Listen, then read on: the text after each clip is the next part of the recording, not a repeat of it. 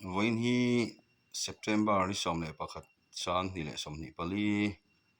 ni lai ni ania tu na dar som pani la ri lo hleka hi bu ban te kho saklama phei chuan in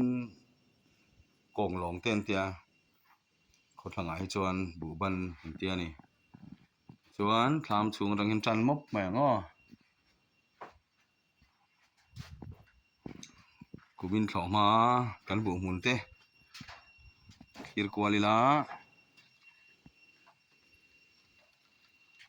heng hi bu tak ania trai kan ti kha nia ti chuan voina hian bu ban rin chan ve hun min ut to mai chu mi parukin zai meka mi pakhatin hon thiar meka ko chaklama chuan bu pui ten chinga bulak ala hun lo via winarin oma ko thang lamai ro chuan hei ti hian thlam kota September ni som pakhat a hian vuak turin kan thiar khom lui to ni hei ni mina kan vuak na hnu te ani hei min lama kan vuak na bu pol kan hala khi lại khian bua tu te oma an pan chho do na ni ti chuan hei ni min lama an zai sa a sa te pawh an ti theng chu bu phal ti hian bu kunga zel hian ti hian an da fur mai ni hi chu vuak ala hun lo deuh hleka voina an zai ro hi chu kemina min tua deuh hleka vuak ngal turin ti khon tlam kota kan la khom ani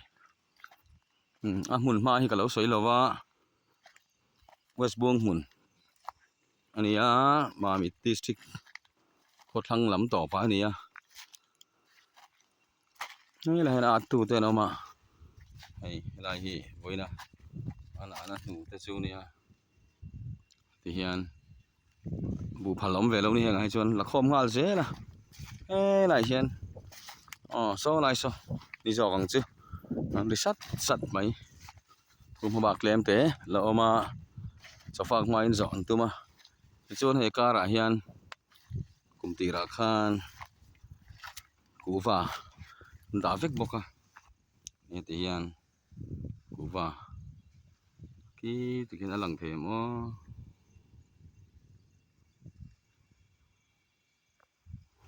chuan chul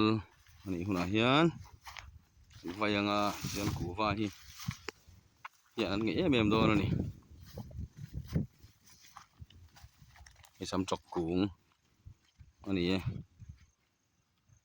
ki emo lian thakop mai nala hian ma ba klem ala oma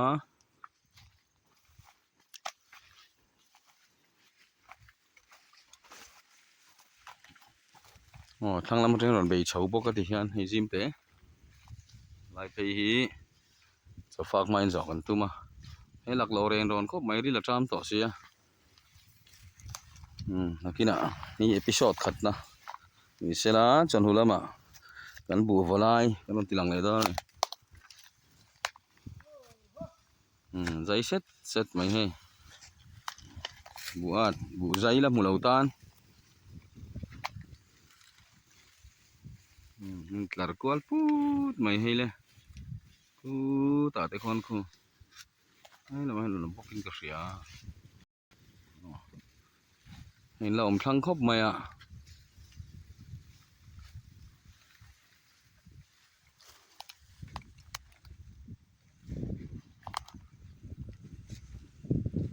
mun ma hi oi lutuk lova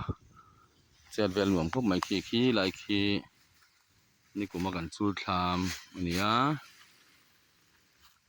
chuan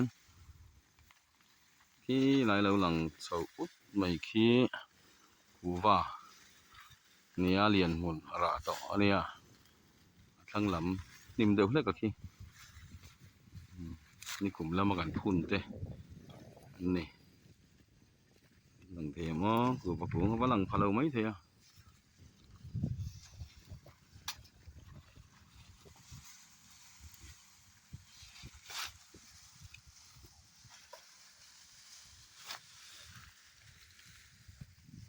anh em đều lấy cả lâu hi sọt dưa là vào này bỏ